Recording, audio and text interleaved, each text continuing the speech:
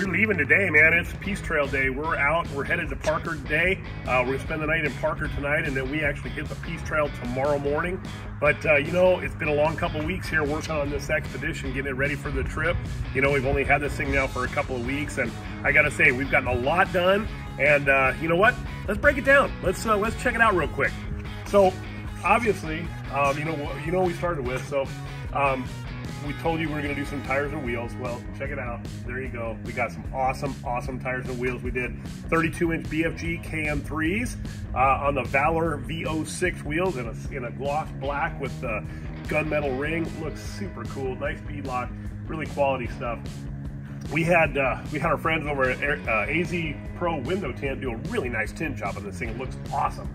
And of course, we got a Rhino rack on top. We got that installed on top. We got two 4.5-gallon roto packs up there, so we should have ample fuel for the trip. When we got a couple of long days, we're gonna need a little extra fuel. We got a spare tire up there. We mounted some Martian whips on the back. Came up with a nice little mounting system there for some Martian whips, and so everybody will kind of know where you're at on the trail. On the inside of the car, we added the Garmin Tread side-by-side unit. Came up with a really cool mount on the dashboard. We got that all mounted in there. We mounted a XTC horn kit in this car. And let's see, what else do we do inside? Oh, we put a rugged M1 radio in it so that we can communicate with all our friends using the stealth mount on the back. Should be a good setup. We should be able to reach out and talk to everybody on that. We installed low profile rock sliders, and I'll tell you what, these are beasts, man. They are really cool. So in the back, you know, this thing is already loaded up. It's ready to hit the trail. So we got all of our stuff in here, and I'll tell you what, it all stacks like Tetris. It's great. So we got our bed divider kit in there, so everything fits in here nice and tight. Nothing's gonna slide around.